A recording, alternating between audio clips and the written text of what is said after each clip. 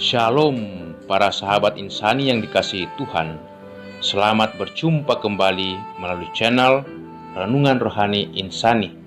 Inspirasi Sabda Allah hari ini bersama Pastor Edi Octavianus Kaniu yang sedang bertugas di Paroki Santo Martinus de Tours Bone-Bone, Luwu Utara, Keuskupan Agung Makassar. Selamat mendengarkan.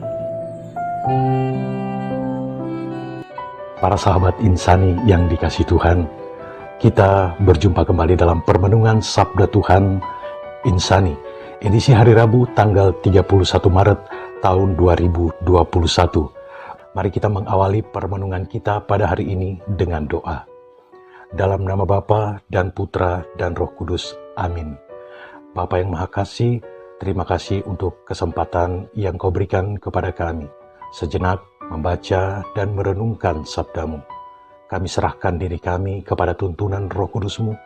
Bukalah hati kami, bukalah budi kami, agar kami dapat membaca dan merenungkan sabda-Mu dengan baik dan memetik buah-buah permenungan yang dapat menjadi kekuatan untuk mengembangkan iman kami kepadamu.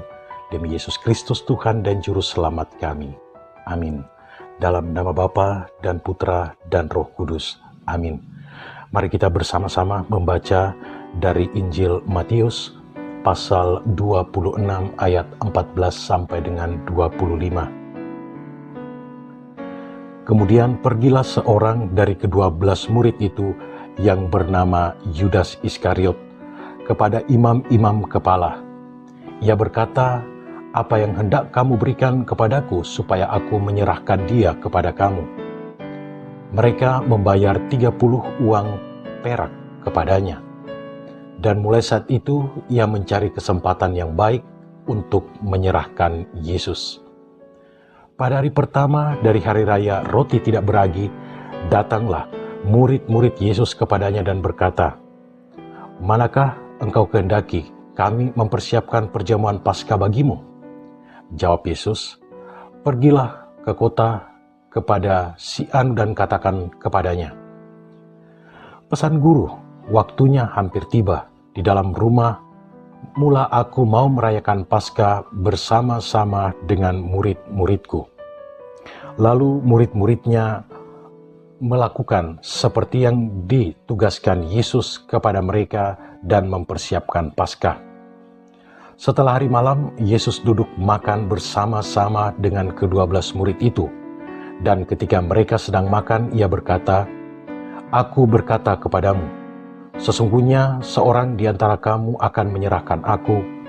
Dan dengan hati yang sangat sedih, berkatalah mereka seorang demi seorang kepadanya, bukan aku ya Tuhan?"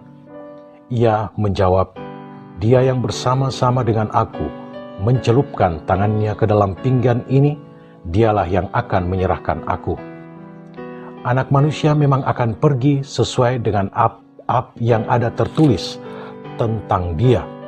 Akan tetapi, celakalah orang yang olehnya anak manusia itu diserahkan. Adalah lebih baik bagi orang itu sekiranya ia tidak dilahirkan."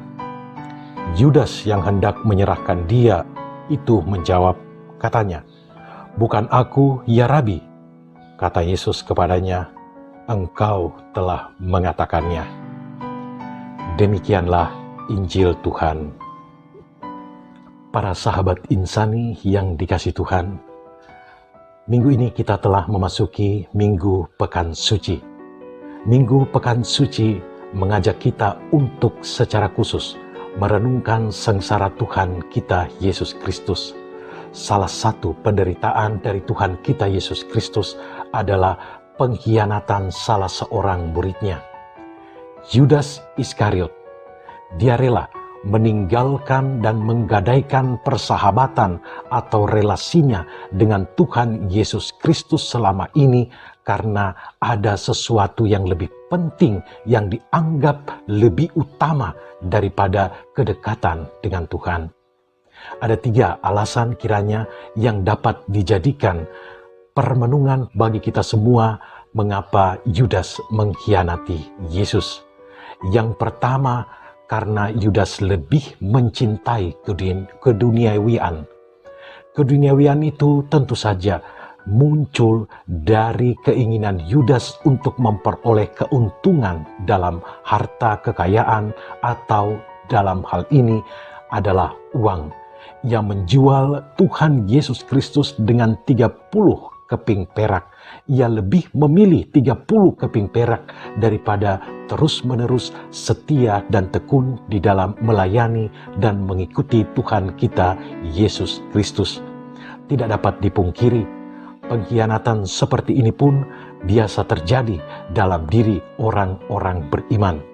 Dengan aneka macam iming-iming, dengan aneka macam tawaran-tawaran, kerap kali juga hal ini membuat orang enggan untuk melanjutkan dan meneruskan karya-karya pelayanan di dalam Tuhan karena menemukan tidak mempunyai dan memperoleh keuntungan dalam hal material dalam mengikuti Tuhan. Padahal dalam mengikuti dan melayani Tuhan, Tuhan sudah mengatakan kepada kita untuk tetap setia dan taat pada tugas atau pelayanan untuk kemuliaan Tuhan, maka semuanya akan ditambahkan kepada kita. Yang kedua, ketidaksiapan. Para sahabat insani yang dikasihi Tuhan, ketidaksiapan untuk bekerja dan untuk tetap setia di dalam melayani Tuhan dapat juga menjadi alasan untuk melakukan sebuah pengkhianatan terhadap iman ataupun pelayanan.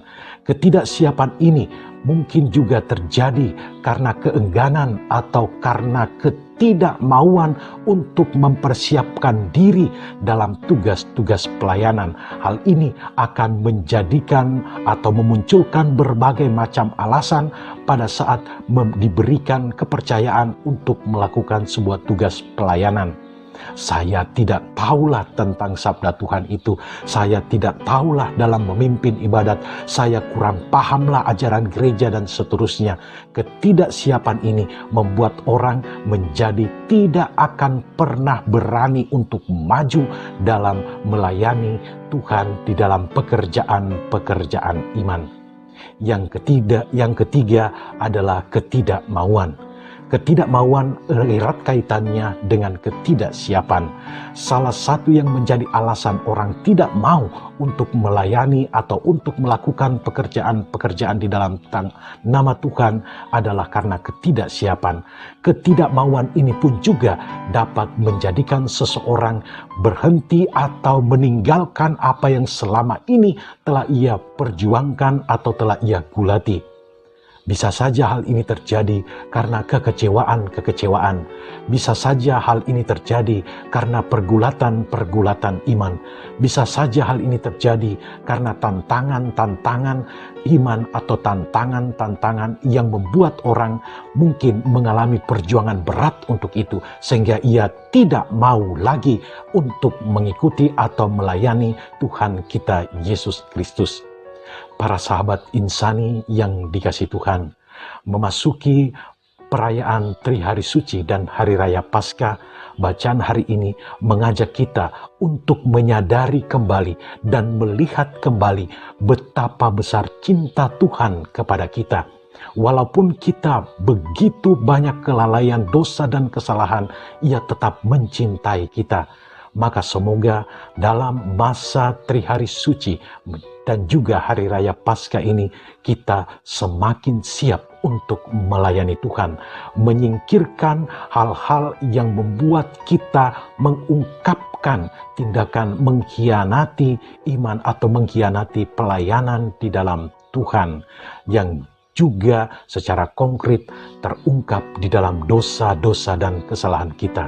Mari kita bersama-sama membersihkan diri kita, menghapus dan menyesali segala dosa dan kesalahan kita agar kita semakin layak untuk merayakan cinta kasih Tuhan dalam Trihari Suci dan teristimewa puncak pada perayaan Hari Raya Paskah.